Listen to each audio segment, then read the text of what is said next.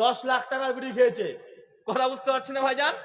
চাচা ভ্যান চালায়, ক্ষেত খামারে কাজ করে, ও যদি 10 লাখ টাকা তার জীবদ্দশাতে যদি বিড়ি খায়, তো এক কাঁচা ভাঙা বেড়ার বাড়িতে থাকবে না, তো এর আবার দুতলা বাড়ি হবে নাকি? মমতার কাছে পাওয়ার জন্য 1,80,000 1,60,000 পাওয়ার জন্য জুতোর ছাল শুদ্ধ ক্ষয়ে ফেলেছে। আরে ফকিরের বাচ্চা, তুই যদি নেশা না করতে, এই টাকাটা তোমার মাত্র 5 বছরে তোমার উঠে আসতো, নিজের টাকা চলে আসতো। আরে চাচা তো খায় চাচার বেটাও খায়, বাপ বেটা বলে 20 লাখ টাকার বিড়ি খায়। এটা আপনার ঘরের রিপোর্ট। কার রিপোর্ট কথা বলেন? এটা আপনার বাস্তব নিজে দেখতে পাচ্ছেন। আপনি মনে করছেন যে না এটা কেমন হয়ে গেল। আরে ভাই, এটা তো আছে তো আছে, বিড়ি তো খেয়েছেন, বিড়ি যে পরিমাণের খেয়েছেন অত টাকার ঔষধও আপনাকে খাওয়াতে হবে, আছে না নাই? আপনি ভাবছেন নেশা করছেন, হসপিটালে টাকা দেবেন না? যারা অ্যাকাউন্টেন্স নিয়ে পড়াশোনা করেছেন ভালো করে একটু সার্চ করে দেখে নেবেন, তারা বলছে মানুষ অপরিজনীয় যা খাবার খায়, অপরিজনীয় যেসব নেশাজাত দ্রব্য খায়, যত টাকার খায় তার 50% আবার তাকে মেডিকেলে দিতে হয়। মানে 10 লাখ টাকা যদি আপনি অনর্থক খাবার খান, নেশা করেন, 5 লাখ টাকা আপনাকে হসপিটালে দিতে হবে, রেডি থাকেন। আছে না নাই কথা বলেন? বাস্তব রিপোর্ট আপনি দেখতে পাচ্ছেন। এটা কোনো আজগবি অলৌকিক কোনো কথা না, এটা আপনি নিজে নিজেকে পরীক্ষা করে বুঝতে পারবেন যে আপনি নেশার পেছনে কত টাকা আপনি খরচ করছেন। আর সবচেয়ে বড় কথা, দুনিয়াতে যা খরচ তো হলো তো হলোই, এই 1 টাকার বিড়ি আপনি খাচ্ছেন, আপনার ইবাদত আল্লাহ কবুল করবেন না। ইবাদত কবুলের পূর্ব শর্ত হালাল ইনকাম, হালাল জিনিস ভক্ষণ। আপনার শরীর যদি কোনো হারাম জিনিস দিয়ে তৈরি হয়, আল্লাহ নবী 1400 বছর আগেকার সিদ্ধান্ত, ওই ব্যক্তির ইবাদত, ওই ব্যক্তির দোয়া আল্লাহ কবুলই করবেন না। আবু জাহেলকে চেনেন? আপনার চাচাতো ভাই আবু লাহাব। কে? খুব ভদ্র মানুষ ছিল না ভাই? জানেন এটা আল্লাহর ওলি তো একজন নাকি? আবু জাহেল, আবু লাহাব, উতবা, সাইবা, এরা কারা কথা বলেন? আল্লাহর ওলি এক একটা। আল বিদায়া ওয়ান নিহায়ার মধ্যে প্রথম খণ্ডে কাবা শরীফের পূর্ব নির্মাণ বলে একটা চ্যাপ্টার আছে। শেখ সালেহ আল উসাইমিন তার ফাতায় নূরের মধ্যে এই ঘটনাকে সামনে নিয়ে এনেছেন। এনে তিনি বলছেন আবু জাহেল, আবু লাহাব কাবা শরীফকে পূর্ণ নির্মাণ করছিল, মানে সংস্কারের কাজ করছিল। কাবা শরীফ নির্মাণ করেছিলেন সেই সময় নবী ইব্রাহিম। কে কথা বলেন? নবী ইব্রাহিম আর ইসমাইল আলাইহিস সালাম সেই সময় তার নির্মাণ করে দিয়ে গেছিল। পরবর্তী সময়তে যুগে যুগে যুগে যুগে লাগভাগ 20 বারের উপরে কাবা শরীফকে পূর্ণ নির্মাণ করা হয়েছে, সংস্কারের কাজ করা হয়েছে। সর্বশেষ যিনি করেছিলেন আবু জাহেল, আবু লাহাব, এইসব ভদ্রলোকগুলো। তো যখন কাবা শরীফকে নির্মাণ করা হয়, আবু জাহেল, আবু লাহাব তারা বলছে যে আমাদের এই মানে কাবাতে যে টাকাটা খরচ করবো এটা যেন হারাম টাকা না থাকে। তারা এক্সট্রা হালাল ইনকাম করে কাবা শরীফকে সংস্কার করার জন্য তারা অর্থ ব্যয় করেছিল। কথা বুঝতে পারলেন না? আবু জাহেল, আবু লাহাব মুশরিক, কিন্তু তারাও বুঝতো যে আল্লাহর ঘর কাবা নির্মাণ করার জন্য হারাম টাকা দেওয়া যাবে না, কারণ হারাম টাকা দিলে অন্তত এই ইবাদত আল্লাহ কবুল করবে না। এজন্য আবু জাহেল, আবু লাহাবের মতো ব্যক্তিরাও হালাল ইনকাম করে ওই টাকাটা কাবা শরীফ নির্মাণের জন্য, পুনর্নির্মাণের জন্য তারা ব্যয় করেছে। মুসলমান প্রশ্ন করছে, রহল ভাই ওই যে ব্যাংকে টাকা রেখেছিলাম 5 লাখ টাকা, তো ওইখান থেকে 6,365 টাকা উঠেছে, মানে সুদ, এটা মসজিদে দেওয়া যাবে? প্রশ্ন করছে, মানে ওই সুদের টাকা মসজিদে দেবে। কত বড় বদমাশ খাটাস দেখেছেন? আবার বলছে কিছু কিছু হুজুর আছে, ও খুব ভদ্রলোক, কিছু কিছু হুজুর আছে ওলেমাই ক্রাইম। কি কথা বলেন? একটা হচ্ছে ওলেমাই কেরাম। ওলেমাই কেরাম মানে কি? সম্মানিত আলেম ওলেমা। আর একটা হচ্ছে ওলেমাই ক্রাইম, মানে কি এরা? ক্রাইম মানে বোঝেন না ভাইজান? একটা ওলেমাই কেরাম সম্মানিত আলেম ওলেমা, আর একজন ওলেমাই ক্রাইম মানে চিটিংবাজ হুজুর। ওরা আবার কত রকম ভাবে টাকা নেওয়ার ধান্দা জানেন? একদম কবরস্থান জানাজার আগে উঁচু টুপি পরা হুজুর জর্দা খেয়ে একদম ঢুকেছে জানাজা পড়তে, পায়ের নিচে একদম চলছে, ওর গোড়ালির নিচে একদম এইগুলো আছে। ও যে শুনুন, এই তোর বাপ তো কোনদিন নামাজ পড়েনি রে, মানে যে মারা গেছে তার কথা বলছে, ওর ছেলেকে, তোর বাপ তো কোনদিন নামাজ পড়েনি, তোর বাপ যেহেতু নামাজ পড়েনি তো 10,000 টাকা দিয়ে দিবি। এটা কি নামাজের কাফারা? নামাজের কি? হুজুরের ক্ষমতা দেখেছে? নামাজের কাফারা টাকা, মানে বেনামাজি ছিল, টাকা দিয়ে বাপকে নামাজি বানিয়ে দিয়েছে। এটা কি? এটা ওলেমাই কি? ওলেমাই ক্রাইম। কি এটা? ওলেমাই ক্রাইম। মানে এটা চিটিং বাজ আছে না নাই কথা বলেন? এটা আছে। মানে হুজুরের কাছে গেলেই দেখবেন হুজুরের কাছে সব মাল রেডি। গিয়েছেন হুজুর, আমার আব্বাটা গত সপ্তাহে মারা গেছে। হুজুর মনে মনে হচ্ছে আলহামদুলিল্লাহ, ইন্না লিল্লাহি ওয়া ইন্না ইলাইহি রাজিউন। মানে মনে মনে আলহামদুলিল্লাহ পড়েছে। কেন? যখন যে বাপ মরেছে মানে 3 দিন 7 দিন 11 দিন 40 দিন পর পর চলবে এখন হুজুরের দাওয়াত, হয় মিলাদ, নাহলে ছোলা গোনা, বুট গোনা অথবা খানা, কিছু একটা আছে। তো হুজুর আগে বলছে আলহামদুলিল্লাহ, তোর বাপ কেন মাও মরে যাক, গোটা পাড়া মরে যাক, যত মরবে তত হুজুরের লাভ। বা আছে না নাই কথা বলেন? আবার কেউ হচ্ছেন হুজুর আমি তো 40-এ খানা দেবো ভেবেছি, তো আমার আব্বা তো কোরআন তো পড়া জানতো না, তো আমার আব্বার জন্য একটু কোরআন বসকিয়ে দিতে হবে। তখন সঙ্গে সঙ্গে বলছি যে বসকিয়ে দিতে হবে, তো ঠিক আছে কোনো সমস্যা নেই, আমি তো গত রমজান মাসে তো 3 বার কোরআনকে খতম করে রেখে দিয়েছি। ভাই এরকম হুজুর আছে না নাই? বলছে গত রমাজানে 3 বার কোরআনকে খতম করেছি। খতম করা মানে কি? শেষ করা। মানে কোরআনকে শেষ করে রেখেছে হুজুর, একদম একদম কোরআনকে শেষ করে ফেলেছে। চিন্তা করেছেন? আসলে হুজুর, এই হুজুরগুলো কোরআনকে শেষই করে এরা। বলছে 3 বার কোরআন এবার রমাজান মাসে শেষ করেছি, মানে খতম করেছি। তো তুই কয় খতম নিবি? তো হুজুর আব্বার জন্য 1 খতম দিয়েন আর মার জন্য 1 খতম দেন। ঠিক আছে কোনো সমস্যা নেই, আমার তো 3 খতম দেওয়াই আছে, ওখান থেকে 2 খতম দিয়ে দিব। মানে হুজুরের দোকান আছে একদম, কোরআন পড়ে সেলফের উপরে কোরআন খতম দেখে সাজিয়ে রেখে দিয়েছে। এখন যে আসবে সেলফ থেকে পারবে টুক করে তার বাপের আমল নামাতে ঢুকিয়ে দেবে। আছে না নাই কথা বলেন? এটাগুলো কি? এগুলো ওলেমাই ক্রাইম। ওলেমাই কি? ক্রাইম। এটা ক্রিমিনাল। মানুষের টাকা আত্মসাৎ করছে হুজুরে। ও নাকি কোরআন পড়েছে আর সেলফের মতো রেখে দিয়েছে, আমার বাপ মরবে টাকার বিনিময়ে হুজুর গোটা কোরআন পড়া নাকি আর বাপের আমল নামায় ঢুকিয়ে দিবে। বাঙালি মুসলমান এটা বিশ্বাস করে হুজুরের কাছে কোরআন নাকি আবার নিয়ে বাপের অ্যাকাউন্টে ঢুকিয়ে দেয়। কত বড় পাওয়ার হুজুর দেখেছেন? ওয়াইফাই কানেকশন হুজুরের, একদম ওয়াইফাই তারও লাগে না, ডাইরেক্ট ঢুকিয়ে দেয়। হুজুরের দোকানও দেখতে পাবেন না যে কোরআন কোথায় সাজানো আছে। বাঙালি মুসলমান এটাও বিশ্বাস করে এই হুজুরের পেছনে আছে, হুজুরকে ওরা আল্লাহর ওলি মনে করে। এরা আছে না নাই?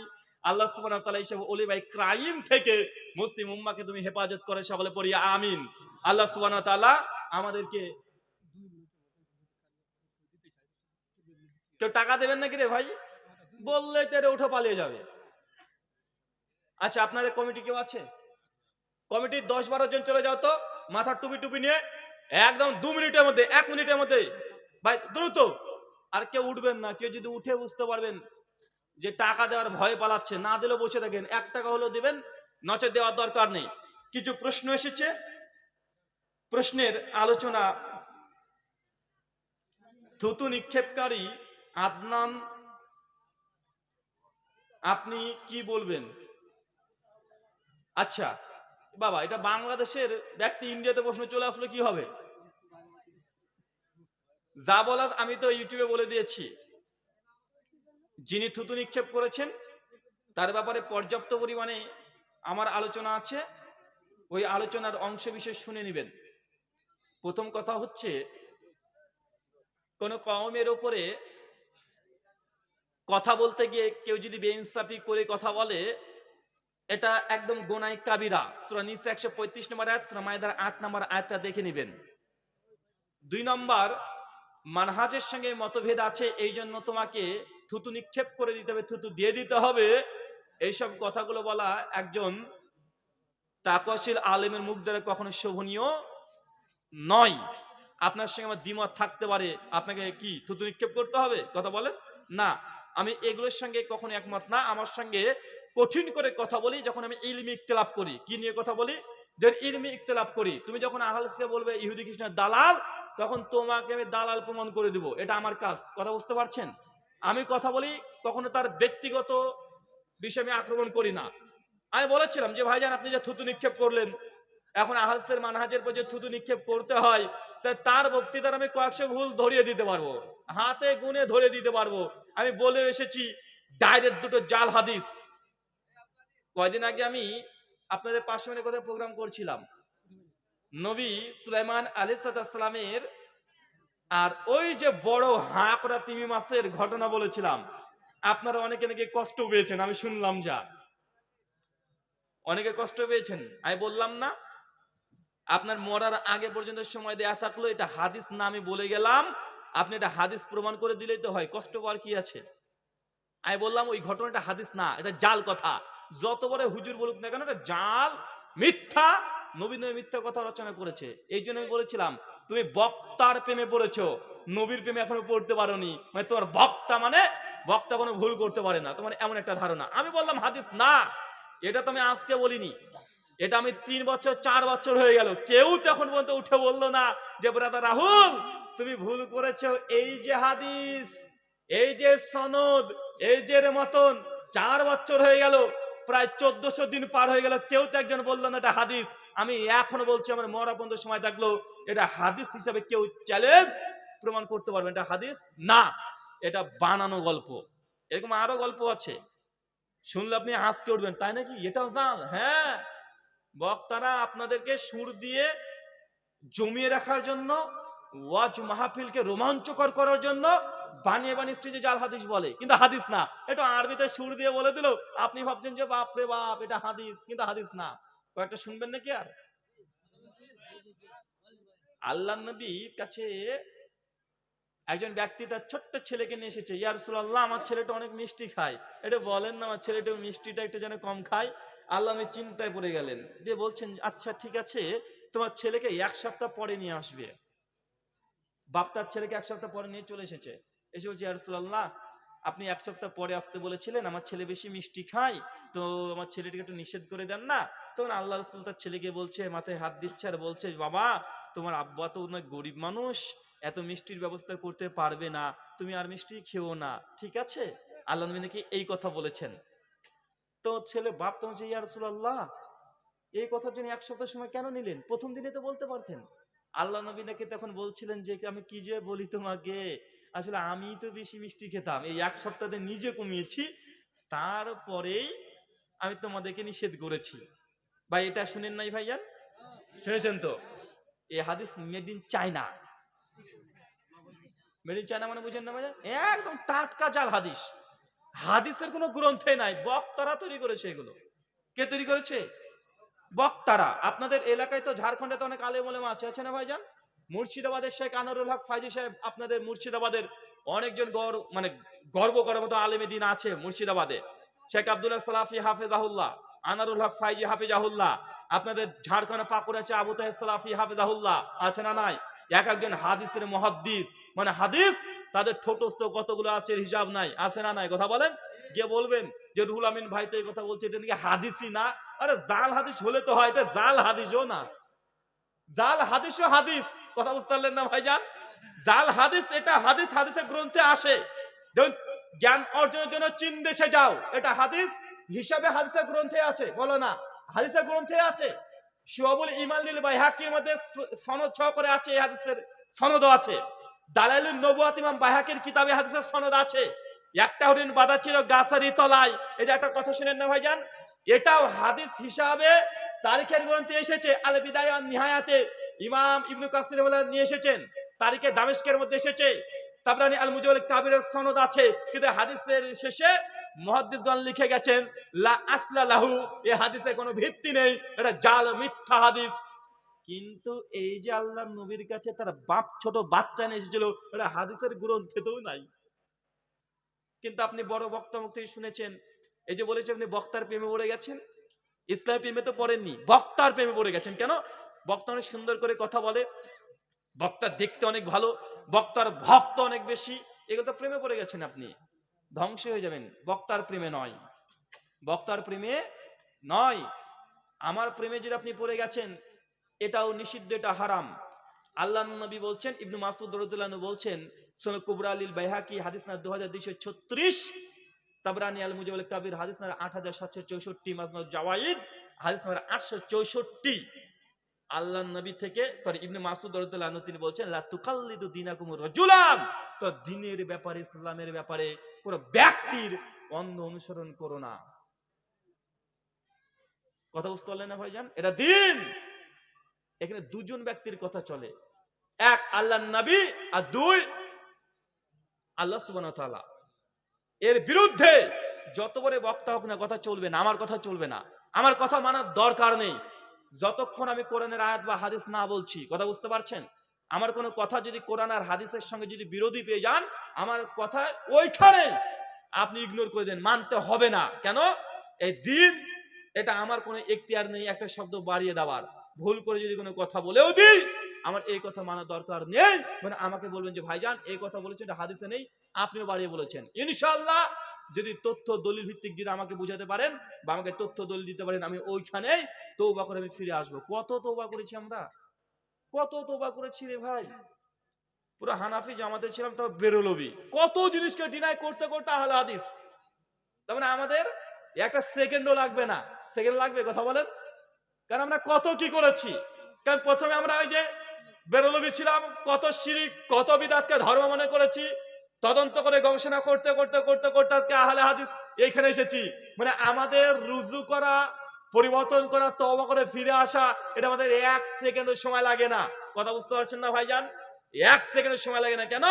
দলিলের কাছে আমরা আত্মসমর্পণ করে দিই। কেন? আমরা মুসলিম।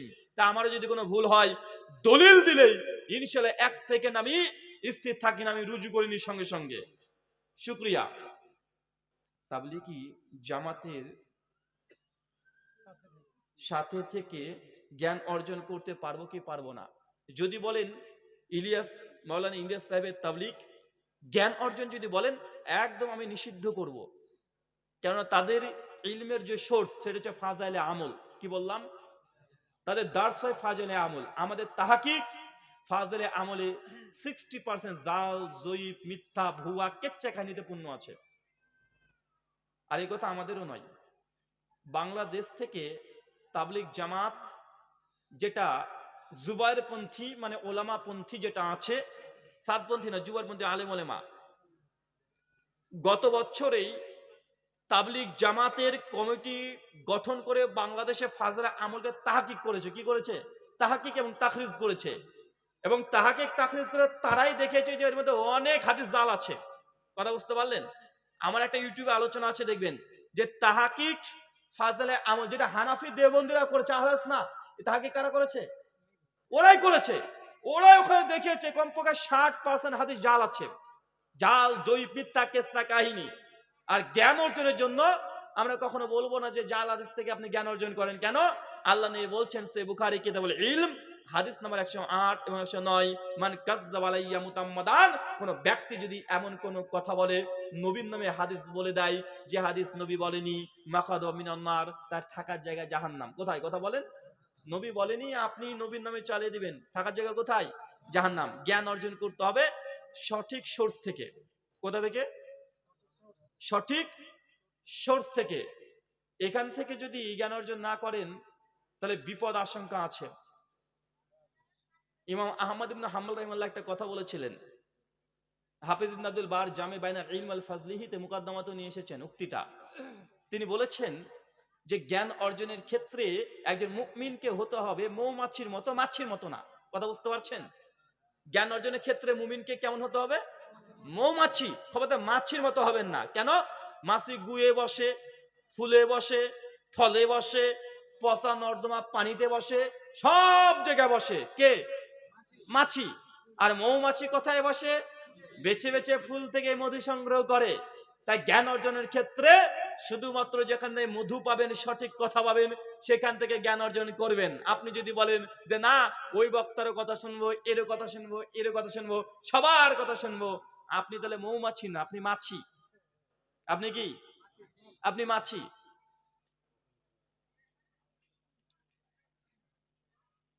একই প্রশ্ন করেছেন একই ব্যক্তি প্রসঙ্গে যে ওই বক্তা থুতু ফেলা বক্তা, তার বক্তৃতা শোনা যাবে কি যাবে না? উত্তরটা অলরেডি চলে এসেছে এখান থেকেই। আপনাকে একটা জিনিস আমি ক্লিয়ার করে দিই। অনেকে আপনার কষ্ট পান যখন আমরা বলি ওই বক্তার বক্তৃতা থেকে দূরে থাকবেন। তখন অনেক মানুষ, সাধারণ মানুষ বলে যে ভাইজান উনি যে কথাটা সঠিক বলে সেটা মানবো, যেটা ভুল বলে সেটা মানবো না। শুনতে নিষেধ করবেন? ভাই বলে না এরকম যে সবার বক্তৃতা শুনবো, যার যতটুকু ভালো লাগছে ততটুকু নেব। তো ভাই আপনি যদি এত বড় জ্ঞানী মানুষ হন, তো আপনার বক্তৃতা শোনার দরকারই বা কি? আপনি নিজেই তো বক্তা তাহলে। কথা বুঝতে পারলেন না ভাইজান? আপনি যে নিজে জাজমেন্ট করতে পারেন, তাহাকিক তাখরিজ করতে পারেন যে কোন বক্তা কোনটা ঠিক বললো কোনটা ভুল বললো, আপনি ধরে ফেলবেন, তো আপনার বক্তা শোনার দরকার আছে? আর দরকার নেই। তো আপনি তো একজন আল্লাহর ওলি আল্লামা হয়ে গেছেন। শরিয়া যেটা পারমিশন দেয় না সেটা আমরা বলতে পারবো না। আচ্ছা, তওরাত, জাবুর, ইনজিল, এই তিনটে গ্রন্থের নাম জানেন? তাওরাত, জাবুর, ইনজিল এটা আল্লাহর আসমানি গ্রন্থ কি গ্রন্থ নয়? আচ্ছা, এই তাওরাত, জাবুর, ইনজিলের বিকৃত কি বিকৃত নয়? বিকৃত। সূরা মাইদা 40-45, সূরা বাকারা 78, 179, আলে ইমরান, সূরা মাইদা 14-15 অনেক জায়গায় আল্লাহ বলেছে তাওরাত, জাবুর, ইনজিল কি বিকৃত গ্রন্থ। তো বিকৃত বলতে কি গোটাটা বিকৃত না? ওর মধ্যে তাওহীদ আছে, ওর মধ্যে রিসালাতের কথা আছে। সূরা আরাফ 154 নম্বর আয়াত, যে তাদের কাছে যে তাওরাত আছে ওর মধ্যে আমার নবীর নাম আছে। কথা বুঝতে পারছেন? মানে তাওরাতে অনেক অংশ ঠিকও আছে, অনেক অংশ ভুলও আছে। এখন কি তাওরাতে যেহেতু তাওহীদও আছে, হক কথাও আছে, বাতিল কথাও আছে, এখন কি আম জনতা তাওরাত থেকে জ্ঞান অর্জন করতে পারবে? কথা বলেন। জাবুর পড়তে পারবে? ইনজিল পড়ে এখন থেকে জ্ঞান অর্জন করতে পারবে? কেন পারবে না? ভাই তাওরাত ও ইনজিল তো আল্লাহর ওহী ছিল, বিকৃত হয়ে গেছে। তার মানে বোঝা যাচ্ছে এখান থেকেই যে না, যদি কোনো বক্তা ঠিকও বলে ভুলও বলে, 50% ঠিক বলছে 50% ভুল বলছে, এই বক্তার বক্তৃতা শোনা যাবে না। যদি বক্তার বক্তৃতা শোনা জায়েজ হয় তাহলে তাওরাত থেকে জ্ঞান অর্জন করে সাধারণ মানুষ আমল করতেও তাহলে পারবে। শেখ সালেহ আল উসাইমিন, শেখ সালেহ আল মুনাজ্জিদ এটাকে দলিল বানিয়ে বলেছেন আম জনতার জন্য বিভ্রান্তিকারী কোন বক্তার বক্তৃতা শোনা অথবা লেখকের লেখাপড়া এটা জায়েজ নয়। আল্লাহ সুবহানাহু ওয়া তাআলা আমাদেরকে বোঝার তৌফিক দান করো। সকলে বলি আল্লাহুম্মা আমিন। আল্লাহ, আমাদের মধ্যে যারা অসুস্থ আছে তুমি তাদেরকে শিফাই কুল্লিয়া দান করো। সকলে বলি আল্লাহুম্মা আমিন। শুকরিয়া, জাযাকাল্লাহু খায়রান। আচ্ছা, আমার লেখা যারা বই নিতে চান তারা বইগুলো পেয়ে যাবেন এই যে মাইনুল ভাই আপনাদের এই ধুলিয়ানের ওনার দোকানে। আর এই মুহূর্তে যদি বই নিতে চান, ওই যে ওখানে কোথায় গাড়িটা রেখেছে আজকের কমিটি, ওই গাড়ির মধ্যে আমার লেখা সব